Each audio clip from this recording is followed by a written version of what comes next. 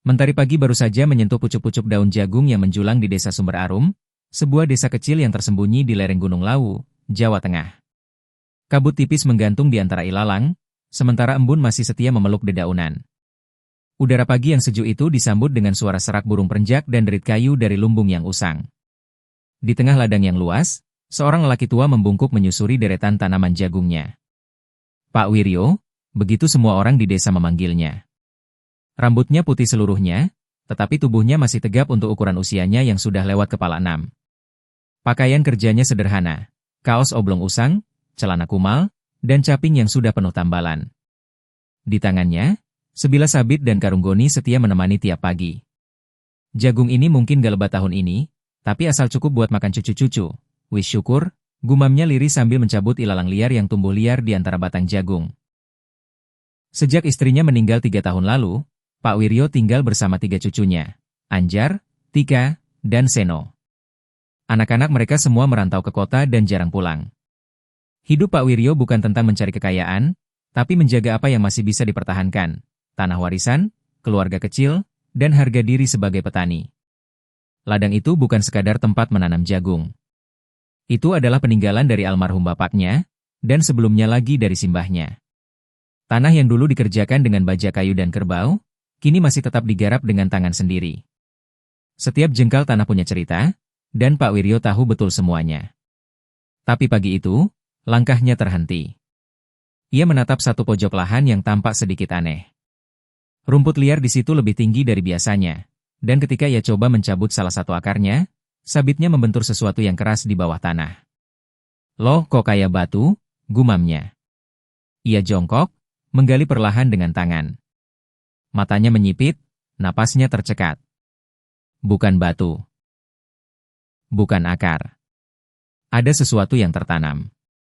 Terlalu simetris. Terlalu asing. Ia menatap sekeliling, memastikan tak ada orang melihat. Lalu kembali fokus menggali lebih dalam. Tanahnya lembab. Dan semakin ia gali, semakin jelas bentuknya, seperti tutup peti, dengan pinggiran kayu yang menua, lapuk oleh waktu, namun utuh. Pak Wiryo terduduk. Hatinya mendadak sesak. Ia menatap benda itu dengan campuran takut, heran, dan harapan. Apa yang telah dikuburkan di ladang ini selama puluhan tahun? Dan mengapa baru sekarang muncul ke permukaan?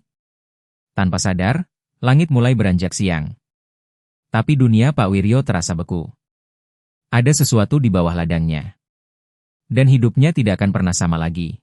Pagi itu mestinya berlalu seperti biasa. Tapi tidak bagi Pak Wiryo. Ia duduk bersila di samping lubang kecil yang ia gali, tepat di pojok ladang. Debu masih menempel di jari-jarinya. Sementara itu, sebagian tutup peti kayu sudah tampak jelas. Kayu tua berlapis logam tipis yang menghitam dimakan waktu. Ada goresan aneh di salah satu sisinya, seperti aksara yang bukan Jawa, bukan Latin. Pak Wiryo mengelus dada. Napasnya pendek-pendek. Ya Allah, opo iki sejati nih, gumamnya, nyaris tak terdengar. Di balik rasa penasaran, ada ketakutan yang lebih dalam. Ia tak ingin gegabah. Ini bukan benda biasa. Hatinya seperti ditarik antara membuka rahasia itu sekarang, atau membiarkannya tetap terkubur. Namun, pikirannya kembali ke cucu-cucunya. Anjar butuh sepatu baru untuk sekolah. Tika ingin punya buku gambar. Seno, anak bungsu yang belum mengerti apa-apa, sering batuk-batuk karena dingin dan tak punya selimut layak. Pak Wiryo bangkit. Ia menutup kembali lubang itu dengan jerami dan tanah, membuat tanda kecil dengan batu agar ia tahu tempatnya. Hari itu, ia pulang lebih awal. Wajahnya murung, meski tak ada yang tahu alasannya. Di rumah, anak-anak menyambutnya riang. Tapi pikirannya masih terikat pada peti. Malam tiba, dan saat desa telah sunyi, ia duduk di serambi rumah sambil menatap langit. Kalau benar isi nemas, iki cobaan, dudu rejeki. Namun, keesokan harinya segalanya berubah. Kabar itu menyebar. Bermula dari Pak Giman, tetangganya yang melintas dan melihat bekas galian. Lalu Bu Darmi, yang mengaku melihat Pak Wiryo memandang tanah seperti sedang bicara dengan roh leluhur. Dalam seminggu, desas-desus mulai merebak. Ada yang bilang Pak Wiryo menemukan peninggalan zaman Jepang. Ada pula yang meyakini itu harta karun kolonial. Bahkan ada yang bisik-bisik menyebutnya pati geni, harta kutukan. Pak Wiryo tak bicara sepatah kata pun. Ia hanya menunduk saat ditanya. Tapi diamnya justru menyulut lebih banyak tanya. Suatu sore, ketika langit mulai menggelap, sebuah mobil hitam asing masuk ke desa. Jarang sekali mobil melintasi jalan tanah sepi seperti itu. Dua pria turun. Berpakaian rapi, bersepatu licin, dan bertanya kepada warga. Kami dengar ada penemuan aneh di ladang sebelah timur. Kami dari Lembaga Pelestarian Sejarah. Namun, tatapan mata mereka tidak menunjukkan ketulusan. Pak Wiryo yang mengintip dari balik tirai langsung merasa tubuhnya dingin. Ia tahu, apapun yang terkubur di ladangnya, kini bukan lagi rahasia kecil. Dan ia tidak tahu apakah itu akan membawa berkah atau bencana. Hari-hari di desa Sumber Arum berubah sejak peti itu ditemukan. Pak Wiryo tak lagi bisa tenang menggarap ladangnya. Setiap langkahnya terasa diawasi. Orang-orang mulai berdiri di pematang, pura-pura melintas, padahal mata mereka selalu mengarah ke satu titik, pojok ladang tempat peti terkubur. Beberapa anak-anak desa diam-diam mengintip dari balik batang jagung. Bahkan, Pak Giman, teman lamanya sendiri, mulai sering bertanya lebih dari biasanya. Wiri, nek kui pancen emas, awakmu kudu bagi-bagi. Ojo serakah. Wiryo, kalau itu memang emas, kamu harus berbagi.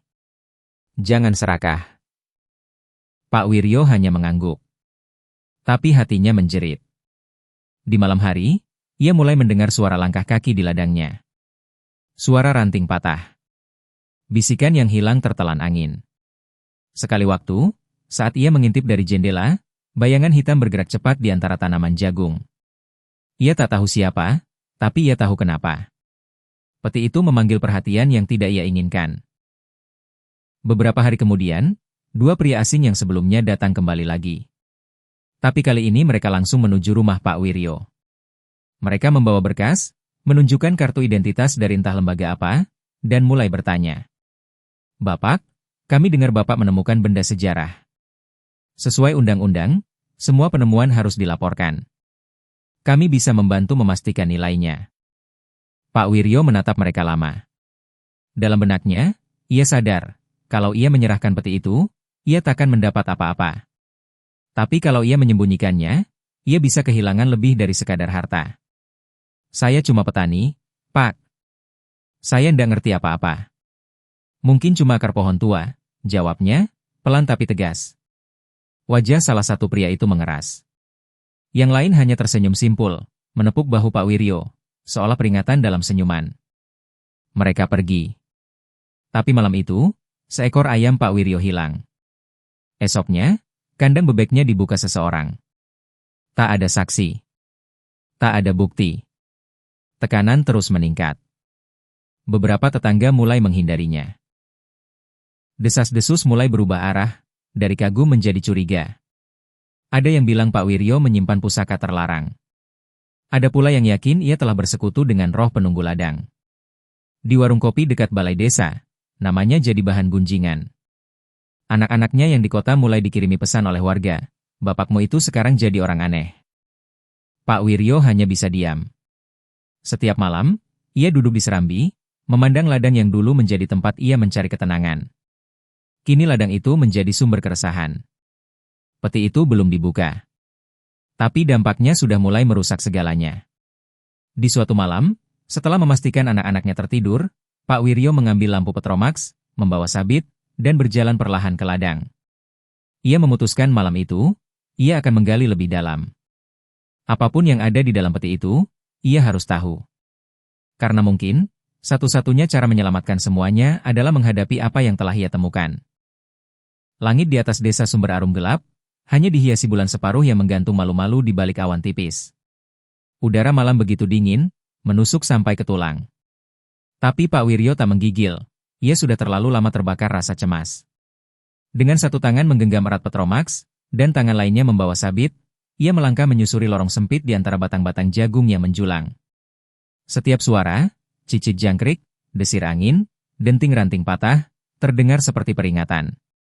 Bismillah, gumamnya lirih. Langkahnya mantap, tapi sorot matanya penuh waspada. Akhirnya, ia tiba di pojok ladang, tempat di mana ia pernah menutup lubang itu dengan jerami. Batu penandanya masih ada. Dengan gerak cepat tapi hati-hati, ia mulai menggali kembali tanah yang seminggu lalu telah ia tutup. Butuh waktu hampir 1 jam sebelum ujung peti itu kembali tampak. Tapi malam itu, sesuatu terasa berbeda. Ketika cangkulnya menyentuh permukaan kayu, suara dentang logam menggema aneh. Seolah tak berasal dari dunia ini. Pak Wiryo tertegun. Cahaya petromaksnya berkedip sesaat, lalu stabil kembali. Angin seolah berhenti. Jagung-jagung di sekitarnya seperti menahan napas. Ia menyentuh permukaan peti. Kayunya masih keras meski tua, dan besinya berkarat, namun kini tanpa ukiran halus, bukan sekadar goresan. Bentuknya menyerupai aksara kuna yang belum pernah ia lihat. Mungkin bukan Jawa. Mungkin bukan dari zaman ini. Dengan sabit, ia coba mencongkel sisi peti. Kerak! Tiba-tiba suara retakan keras menggema. Tutup peti terangkat sedikit, cukup untuk mengintip isinya. Tapi sebelum ia sempat menyibak lebih jauh, cahaya petromaks padam seketika. Gelap. Hanya ada suara napasnya yang memburu dan jantungnya yang berdentum keras. Dalam pekat malam, sesuatu dari dalam peti berkilau lembut. Bukan cahaya, tapi semacam pantulan keemasan, seperti sinar bulan yang terperangkap di dalam benda padat. Pak Wiryo, dengan tangan gemetar, menyentuhnya. Dan seluruh tubuhnya seperti disengat listrik. Gambaran-gambaran aneh muncul di kepalanya. Bangunan tua dari batu hitam. Orang-orang bersorban emas membungkuk di hadapan cahaya. Dan suara perempuan berbisik dalam bahasa yang tidak ia pahami, tapi menggetarkan hati. Pilihanku jatuh padamu. Pak Wiryo tersentak mundur, terjatuh ke tanah. Peti itu kini terbuka separuh, dan dari dalamnya terlihat sebuah benda berbentuk bulat pipih, emas murni, dengan ukiran melingkar yang bergerak perlahan, seolah hidup. Ia nyaris menutup kembali peti itu saat suara langkah cepat terdengar dari arah pematang. Siluet 2 orang muncul dari kegelapan. Itu dia. Cepat. Dia sudah membukanya. Pak Wiryo berdiri. Ia tak tahu siapa mereka, tetapi mereka bukan warga desa. Bajunya terlalu hitam. Gaya berjalannya terlalu pasti. Dan mata mereka tampak dingin meski dari jauh. Ia menoleh ke peti. Lalu menatap sabit di tangannya. Untuk pertama kalinya dalam hidupnya, Pak Wiryo siap bertahan bukan untuk tanah, tapi untuk sesuatu yang jauh lebih besar. Pak Wiryo berdiri di antara jagung yang menjulang, nafasnya memburu. Sabit tua yang biasa ia gunakan untuk menebas gulma kini terasa lebih berat, lebih bermakna. Di hadapannya, 2 sosok mendekat, langkah mereka mantap, bayangan mereka panjang ditelan cahaya bulan. Salah satunya berkata, suaranya tenang, tapi menyimpan bahaya. Bapak, kami hanya ingin melihat apa yang ada di dalam peti itu. Tidak perlu pakai kekerasan. Pak Wiryo menggeleng, mata tetap terarah. Ini ladang saya. Saya yang nemu. Dan ini bukan benda sembarangan. Kedua pria itu saling pandang. Yang satunya, lebih muda, berperawakan tegap, menghela napas. Kalau begitu, kami akan ambil sendiri. Tiba-tiba, mereka bergerak cepat. Yang muda menyelinap ke samping, mencoba memutari Pak Wiryo, sementara yang lebih tua berjalan perlahan dari depan, mencoba mengalihkan perhatian. Tapi Pak Wiryo bukan petani biasa. Puluhan tahun hidup dari tanah, dari badai, dari kemarau dan banjir, membuatnya lebih tajam dari yang mereka kira. Dengan gerakan refleks, sabitnya melambung ke udara, mencegat langkah pria muda yang hampir menyentuh peti. Mundur, bentaknya. Pria muda itu terpental ke belakang, sabit hanya menggores lengan jaketnya, namun cukup untuk membuat mereka berdua terhenti sejenak. Dalam hening malam, hanya terdengar napas yang berat dan daun jagung yang bergesekan. Pak Wiryo, kata pria yang lebih tua, kini dengan suara sedikit berbeda. Apa Bapak tahu barang itu bukan sekadar harta? Pak Wiryo diam. Itu warisan lama. Peninggalan dari zaman sebelum Republik. Banyak yang ingin menggunakannya untuk hal yang keliru. Tapi kami diutus untuk mengamankannya. Bukan mencuri. Pak Wiryo masih tak percaya. Ia hanya petani. Tapi malam itu, segala yang terjadi mengubah batas logika yang ia kenal. Kalau memang amanah, katanya pelan, kenapa datangnya malam-malam? Kenapa tidak bicara baik-baik dari awal? Pria tua itu tersenyum, tapi matanya sayu. Karena tak semua percaya petani bisa dipercaya. Lalu, mereka mundur perlahan. Meninggalkan peti, meninggalkan Wiryo. Namun, sebelum pergi, pria muda itu berbisik. Yang Bapak sentuh itu bisa membangkitkan atau menghancurkan. Dan seperti kabut, mereka lenyap ke balik jagung. Langit desa Sumber Arum mendung sejak pagi. Tapi bukan karena hujan. Sejak kejadian malam itu, Pak Wiryo jarang tidur. Ia duduk termenung di amben bambu depan rumahnya, menatap ladang dari kejauhan. Peti itu sudah ia kubur kembali. Dalam-dalam. Bahkan lebih dalam dari sebelumnya. Namun pikirannya tidak tenang. Beberapa warga mulai memperhatikan perubahan dirinya. Pak Sarmin, tetangga terdekat, datang menjelang sore, membawakan ketela rebus. Yo, Wir. Kok saiki luwih pendiam? Lagi sakit? Pak Wiryo tersenyum samar. Tapi di balik senyum itu, ia menyembunyikan satu kegelisahan besar. Ia tak bisa menceritakan apapun. Namun malamnya, sesuatu yang tak ia duga terjadi. Ia menemukan sebuah foto usang terselip di bawah dipan tua di dalam rumah. Foto ayahnya, almarhum Pak Karyo, berdiri dengan latar yang sama seperti lokasi peti terkubur. Namun, di foto itu, ada siluet peti di belakang kaki ayahnya. Iki kok bisa? Gumamnya. Pak Wiryo merasa darahnya berhenti mengalir sejenak. Ia ingat, semasa hidup, ayahnya kerap berkata, "Jangan pernah gali terlalu dalam, enduk. Ladang kita ladang leluhur." Tapi waktu itu ia mengira itu hanya perumpamaan agar tak merusak tanah. Malam itu, ia buka kembali peti tua warisan keluarga di gudang. Di antara tumpukan pusaka karatan dan kitab lusuh beraksara Jawa kuno, ia menemukan sehelai kain tua dengan tulisan tangan yang mulai luntur. Barang ini adalah perjanjian. Bagi yang membukanya, akan dijaga, akan diuji. Karena ia adalah kunci. Karena ia adalah kutukan. Pak Wiryo gemetar. Semakin ia baca, semakin terasa bahwa benda dalam peti emas bukan sekadar harta, melainkan peninggalan spiritual dari masa kerajaan yang ingin dilenyapkan karena bahayanya. Dan ia, keturunan terakhir dari garis kecil penjaga pusaka itu, yang semula ditugasi menjaga, bukan membangunkan. Astagfirullah. Napasnya tercekat. Petani yang tadinya hanya ingin mencabut rumput liar itu, kini mendapati dirinya sebagai bagian dari sejarah yang lebih tua dari yang ia bayangkan. Di luar, petir menyambar jauh di langit. Pak Wiryo tahu, waktu sudah habis. Akan datang yang lain. Yang tak peduli tanah atau leluhur. Ia berjalan keluar, ke ladang, sabit di tangan, pelita di genggaman.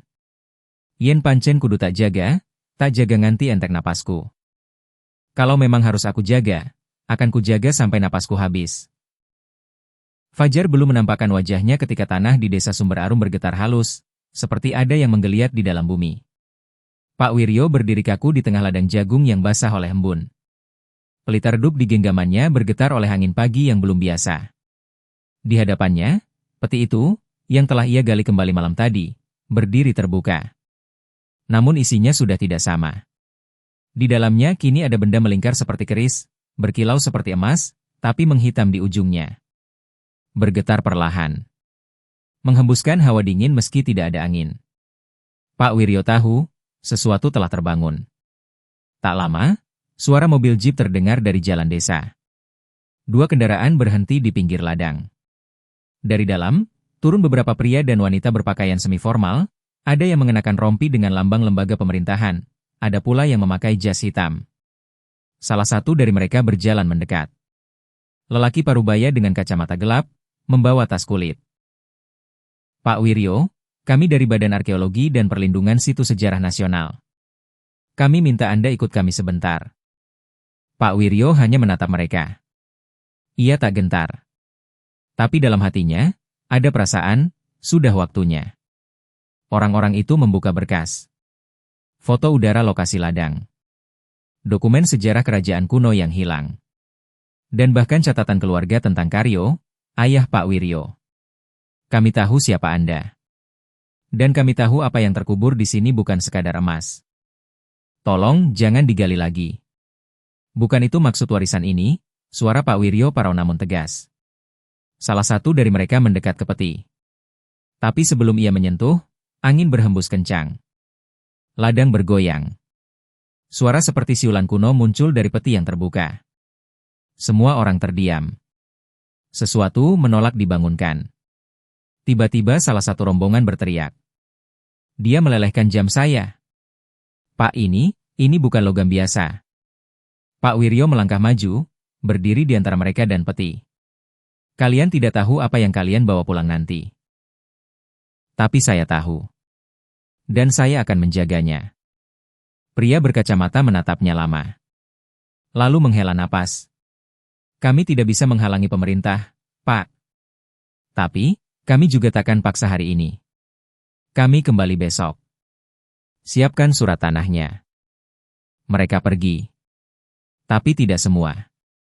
Seseorang di antara mereka, seorang perempuan muda yang sejak tadi diam, menyisi mendekati Pak Wiryo setelah yang lain menjauh. Saya cucu dari teman kakek Anda. Saya tahu soal peti itu. Saya hanya ingin bantu. Jangan hadapi semua sendiri. Pak Wiryo menatap mata gadis itu. Tak ada kebohongan di sana. Kalau kau betul-betul tahu, ikut aku. Kita harus kembalikan ini ke tempat asalnya. Sebelum orang-orang itu datang lagi dengan buldozer dan serakahnya. Hari mulai terang. Tapi bayangan yang datang justru makin gelap. Pak Wiryo dan gadis itu menatap ladang yang kini bukan lagi sekadar tanah garapan. Itu tanah leluhur. Itu medan perang tak terlihat. Itu tanggung jawab terakhir. Dan mereka siap.